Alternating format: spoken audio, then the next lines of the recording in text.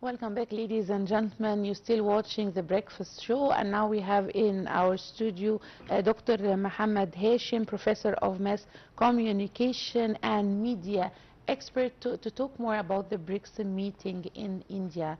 Thank you very much, Doctor, for coming to Nile TV. Good morning. Thanks for having me. Thank you, Doctor. Doctor, we've witnessed the participation of Foreign Minister Badr Abdel Ati in the Foreign Ministers of the BRICS held in New Delhi. He was in the meeting. Yes. Tell us more about the latest developments on the ground concerning this meeting and the main highlights of Foreign Minister Abdel Ati's statement. Yes, well, it's very interesting.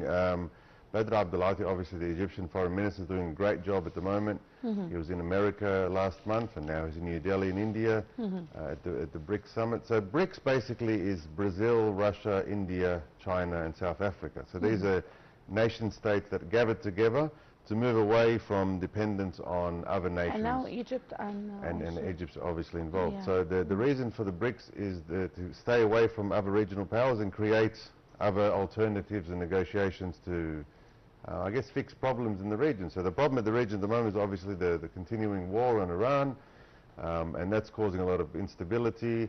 And obviously Foreign Minister Badr Abdel Ati mentioned that many times, that we don't want any more military escalation. Yeah. We don't want any more conflict, because Egypt is a big player in the region when it comes to trade.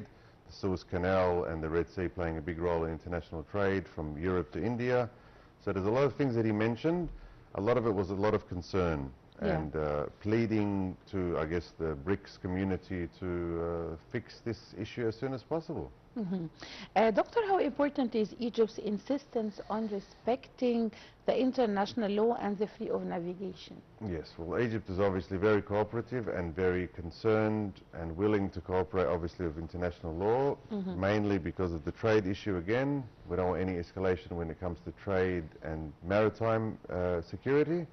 That's the sea security. And also is concerned about other parts of the region that might get affected. So Egypt's playing a big role in being negotiator. Egypt's a pragmatic problem solver. It's also a pragmatic diplomatic voice for the region. It's been mentioned and recognized by many states and nations, Yeah. and things like the UN. Egypt's playing a big role in negotiating. So definitely agreeing with international law all the way. And Badr Abdel Ati, the Foreign Minister of Egypt, has stipulated the importance of Egypt's role in de-escalating this continuing war. Yeah. Why does Cairo refuse the policy of escalating the military action in the region? Yes, well, military action in the region is expensive. It could lead to other countries getting isolated. Yeah. It could also bring the threat of terrorist groups, extremist groups. They take advantage of these situations. So they wait for something this big to happen. Like what happened in Libya and Iraq. Exactly. Libya and Iraq, And Sudan.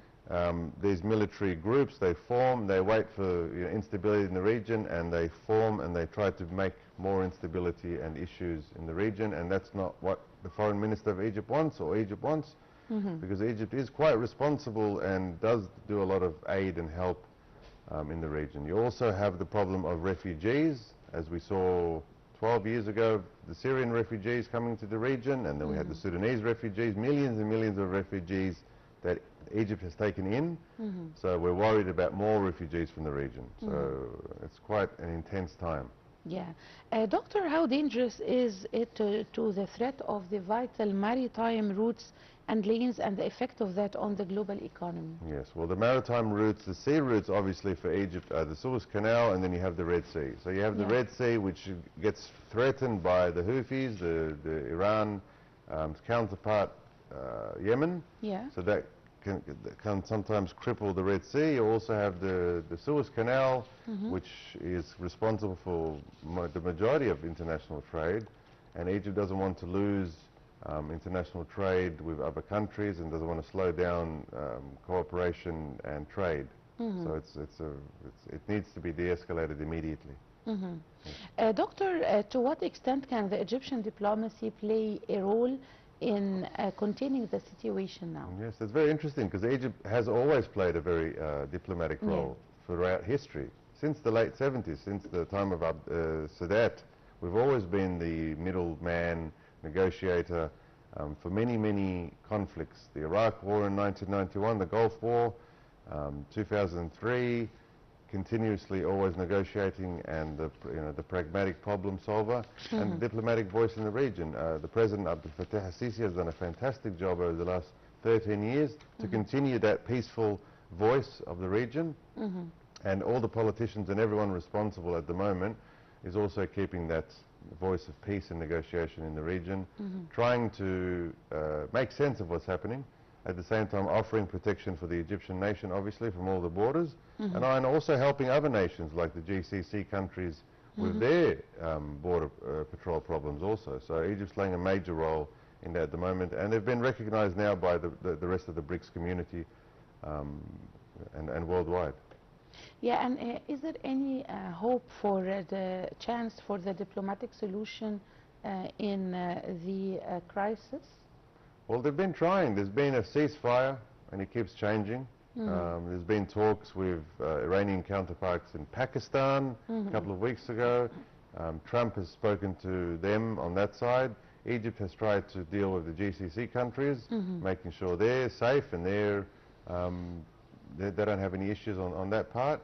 Is it going to happen soon? We had a prediction a few weeks ago that it might end, but it hasn't ended yet. But it's slowed down. I mean, there's no more strikes on Dubai or UAE countries or Saudi, but there is still the Strait of Hormuz, which is still a problem. And that's probably the last point where Egypt needs to interfere and get involved in negotiations and peace talks. Yes. What about the expected scenario if the conflict in the region continued, Dr. Shahid? Well, we hope not, because that's going to increase prices, oil prices worldwide, crude oil prices worldwide, fertilizer prices, because fertilizer actually comes from crude oil.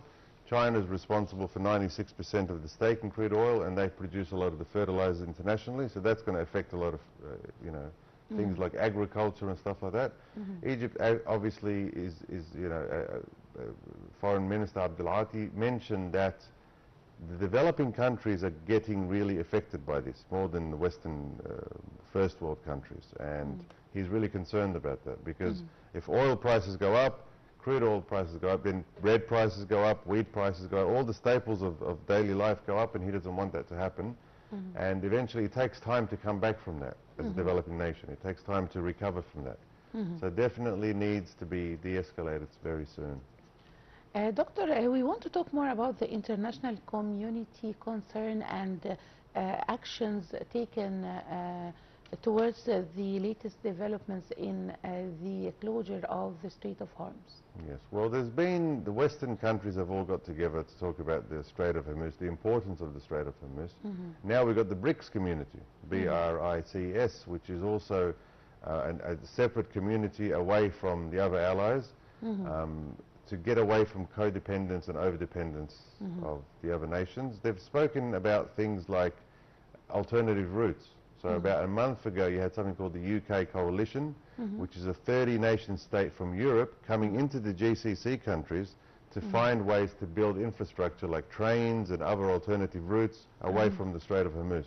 And there's a project called the IMEC, which is the India-Middle East corridor, which they're going to build, they're trying to build from India to Saudi Arabia, and from Italy, believe it or not, over the water, to have like alternative trade routes. And I think also all the way to the Strait of Hormuz. So there's alternative routes just in case this war prolongs. Yes. What about the messages that were included in the recent statements of Arachi? Also, we've seen the call made by the foreign minister, Iranian foreign minister Abbas Arachi, on fellow BRICS members to condemn the U.S.-Israeli war on Iran. How do you view this? I think the call was quite sudden. Not sure if that was what was intended. But again, it's calling for the same thing. It's calling for a de-escalation. It's stipulating the problems that are happening in the region and the problems that are going to happen worldwide. Things like oil prices, petrol prices, all those things are affecting the entire world, and definitely affecting the developmental countries that are developing. I think the call was, like I said, sudden, and we're not sure the hidden meanings behind it, but only time will tell. Yeah. We want to talk more about the economy, Doctor, and the repercussions of this on the global markets so far. Yes, well, the global markets have suffered, but sometimes they have recovered. So things like when Trump said he's going to bomb Iran back to civilization, a lot of people pulled out of the stock market. And then all of a sudden, when he said he's giving Iran 5 days to go before he attacks with ground troops, the market went down. And then the next day it can go up again. So some people have made a lot of money out of this, have made a lot of profits out of this economically. Pakistan has made a lot of income out of this because they're using the Karachi ports now in Pakistan as an alternative route to the Strait of Hormuz. So some people have profited, and as they say, there's always opportunity in war. There's always opportunity when war happens. Other people can gain and benefit. So some people are winners, some people are losers. We're going to find out who those are very soon. Yeah. Doctor, back to the BRICS, we want to talk more about the role BRICS can play in light of the current global crises. Well, I think it's playing a big role at the moment, and it's showing what it is to be part of the BRICS. So I think it's a term not many people could understand. So it's a geopolitical force aimed at, again, getting away from other nations and bringing up new strategies and ways of developing new countries, like, developing countries. In the state of war, it's very difficult, but players like China and Russia, they have different agendas and different ways of operating to, say, America and Israel and other countries. So it'll be interesting to see how it works out. It'll be interesting to see what's going to happen soon. Yeah. Doctor, to what extent can the Egyptian diplomacy play a role now in containing the situation after the negotiations in Pakistan, which was not successful? Yes. I think Egypt continuously plays the negotiating role, plays the diplomatic power in the region. It's been highlighted as the peaceful nation trying to protect its own borders and also protecting other nation states' borders. It's a continued effort. I mean, if you watch what's happening in the region, the president is traveling from country to country, and obviously the foreign minister, Badr Abdulati, also continuing to travel, to speak about peace, to speak about negotiations, and trying to keep this as stable and as secure as possible, because Egypt's motto is security, and the GCC countries like Saudi Arabia, UAE, Qatar, Kuwait, they also have the motto of stability and security, and Egypt's playing a big role in keeping that image alive. Dr. Mohamad, what's next in your point of view? Well, we hope this war ends very soon, because a lot of people are losing trade opportunities.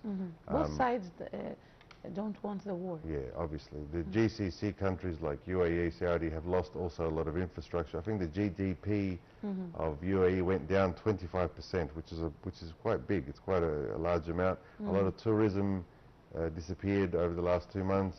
A lot of investors also have pulled out a lot of their investment capital from the region, and we're hoping that will return soon. But who knows, maybe with the IMEC project, things will become a little bit more clear, and things will become better for the region, and hopefully, obviously, for Egypt. Yeah. Doctor, during the BRICS summit meeting, Cairo highlighted the challenges facing the international system and the global economy, stressed that the developing countries bear the greatest burden from the repercussions of the war. How do you read this? The developing countries bear the brunt of all of this, because there's a lot of issues already before the war.